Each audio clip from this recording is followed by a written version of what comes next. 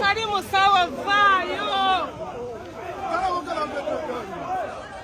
Munnayuganda embeera bwetyo bwe badde genze maaso n'okubanga ekyayimiridde mu kaseera nga Ssentamu Kyagulanyi President w'ekibiina kya National Unity Platform ng'akubiddwa ekigambibwa nti libadde essasi mu kugulu. Akatambi ako genze maaso n'okubanga olaba awona abadde addusibwa mu ddwaliro ery'Ensambya ng'abakugu kw'oteeka n'abamu ku abo bamutambulirako abakuumi nga bagezaako okubanga bamuyoolayoola okumwolekeza eddwaliro. Bobi Wine ng'akubiddwa ekintu kino kitegeerekese nti oluvannyuma libadde essasi nga mu kubagera mu maaso n'okubanga bagamba asoose n'atula wansi era okukakana abamu ku bakuumi be batambula nabo ne basaba abantu abalala bonna okutandika okubanga babasegulira okubawa ekkubo basobola obanga baddusa omukulembeze waabwe. Bobi Wine bino bigenza okubaawo ng'ava mu kulambula oba ng'ava kulambula omu ku balooya bwe yali omukuumi we mu kaseera kano. Kivumbi ali mu kwenenemba n'omusango gw'okuba nti yakunga abeekalakaasa okwolekera Paalamenti n'emisango emirala. Amangu ddala nga Bobi Wine amaze okuba ng'agera maaso n'okubanga alambula looya ono agenza okufuluma asanze poliisi ekutta abamu ku abo be yadde atambudde nabo okwagala okubuuza ddala ki ekibadde ekirire gabadde masasi oluvannyuma ekitegeerekese nti akubiddwa okugulu. Okusa ku bifaananyi bye tugenda mu maaso n'okubanga tulaba oba bye tufunyeeko bibadde biraga nga Bobi Wine ddala akoseddwa era afunye omusaayi abamu kye basizze ku musirikale ategeerekeseko nga erya Twesigye nti yagenze mu maaso n'okubanga akulemberamu enkola eno ey'okuba President w'ekibiina kya National Platform. Wetukoledde emboozi eno ng'abantu bangi nnyo bakyakulungula okugenda mu ddwaliro ery'Ensambya okulaba ku kyogubadde President w'ekibiina kya National Unity Platform ali mu mbeera ki, obulamu buli butya, era abamu ku abo mikwano gye n'abamu ku bawagizi b'ekibiina kya National Unity Platform ba political activists ab'enjawulo ne bannabyabufuzi balabiddwako bagenda maaso n'okubanga bategeera oguki ogubadde. Abantu bangi bongedde okubanga buvumirira ekikolwa kino nga bagamba nti poliisi gwe mulundi okusoosa okubanga ekola ebikolwa ebifaananako bwe bityo. Wabula nno kino kyandifuuka kagenderere ng'omukadde akogga ekintu ekiyinza okubeera eky'obulabe naddala abamu ku abo abagenda mu maaso n'okubanga bawakanya ebikolwa oba bawakanya enkola y'omukulembeze ali mu buyinza oba bawakanya gavumenti eri mu buyinza. Budget Next Edition TV jukira gwe mukutu gogera maaso n'okubanga ofunirako ensonga zino. Nze muzzukulu wa Kyalo no Frank Siri nkyakuwa updates empitirivu nnyo ezibadde mu lutabaalo olunaku olwaleero era ebiri mu kutambula ku social media.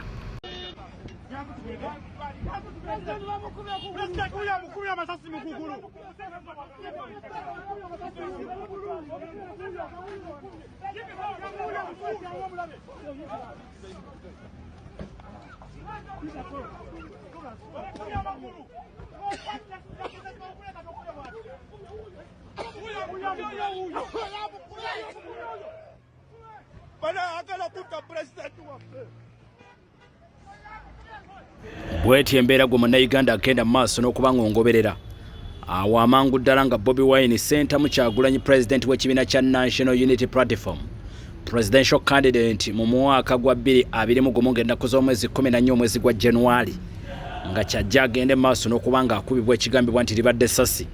Awo nno ng'abamu ku abo abawagizi be n'abamu ku bakuumi be nga bamuyoolayoola okumuteeka mu mmotoka okumuddusa mu ddwaliro agende mu maaso n'okubanga afuna obujjanjabi obusookerwako.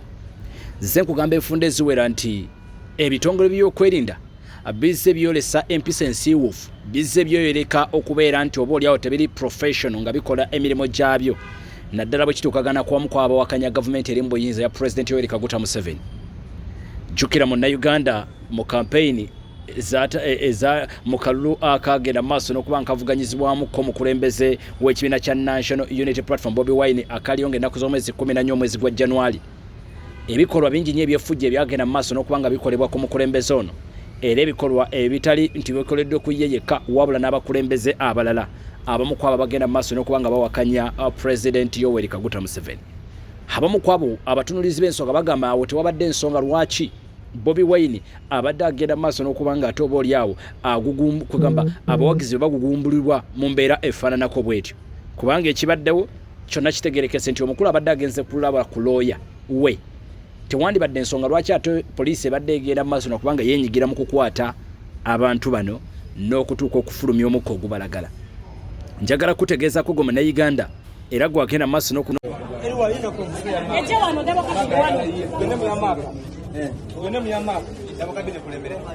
what's going on. We just had that, yes. Allegedly being shot.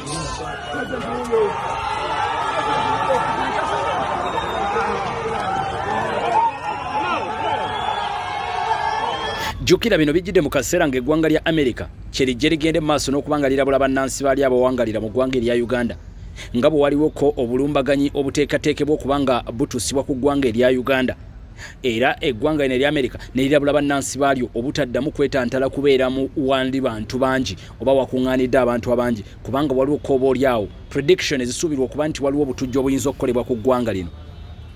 Eggwanga erya Uganda bwe lyadde ligenda mu maaso n'okubanga liringa erispondinga ku bbaluwa eno lyakakasiza nti ddala kituufu wateekeddwa okubaawoko oba nabo basuubirwa amangu ddala obulumbaganyi obuyinza okukolebwa ku ggwanga lino ng'akabonero akalaga nti ne bano babadde bakisuubira.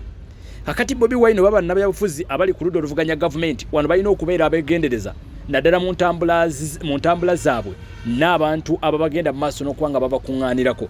Waliwo ekirowoozebwa nti kano kayinza okubeera akatego akayinza okuyisibwamuko abamu ku abo abantu ab'enjawulo oba bannakigwanyiza abeenoonyeza ebyabwe balyoke batandika okubanga bawaayiriza obutujju obwo bwagenze maaso n'okubanga bwogerwako ku eggwanga erya America nga n'eggwanga erya Uganda lyamaze okubanga ate oba olyawo likikkiriza. Advantage y'okuba nti kino ensi eri ku standby esuubirwa okubanga waliwo obutujju obuyinza okukolebwa kale nno kayinza okubeera oba olyawo akatego oba emmanduso eyinza okukozesebwa naddala kuba oludda oluvuganya n'abamu ku bantu abasuubirwa okubaako abantu abangi kale nno kisibwe nti oba olyawo abagenze maaso n'okubanga bakikola nedda tebabadde baggwanga Uganda wabula babadde batujja abavudde ebunaayira. Wabula ekirungi ku mulundi guno nti buno obulumbaganyo ba akajagalalo kano kagenza okubeerawo ng'amasimu bannayuganda bangi batandise okubanga ate oba olyawo bagajjayo bwe batandise okulaba nga waliwo ekitali kituufu. Era ekiddiridde kwe kuba nti n'omusirikale ategerekeseeko erya Tracy gy'avuddeko akajagalalo kano akaleetedde Bobi Wine okubanga alumizibwa okugulu nti bannayuganda bamulabye era abakutte n'akatami nga boolabye ng'omukulu agenda mu maaso n'okubanga kabangali emugjawo wabula ne kitegereka nti oba olyawo abadde munnayuganda. Kino nno kireetawo okuba ate oba olyawo n'okubuzaawo n'okusambajja byonna ebibadde biyinza okubanga biwerekera emboozi eno eviiriddeko okubanga Bobi Wine akubibwa okugulu. Ebifubutuka mu ddwaliro ery'ensambya biraga nti Bobi Wine akyagenda mu maaso n'okubanga afuna obujjanjabi era amangu ddala oba olyawo eggwanga lijja kuba litegeera ku kyekiddawo oba kyekiddako ku mukulembeze w'ekibiina kino ekya National Unity Platform. Nze Frank Asiri muzzukulu wa Kyaddondo nkuweereza nsezera mu kibuga Kampala eggwanga Uganda. Mwendi a very good evening, good morning and good afternoon wonna woofunidde emboozi eno.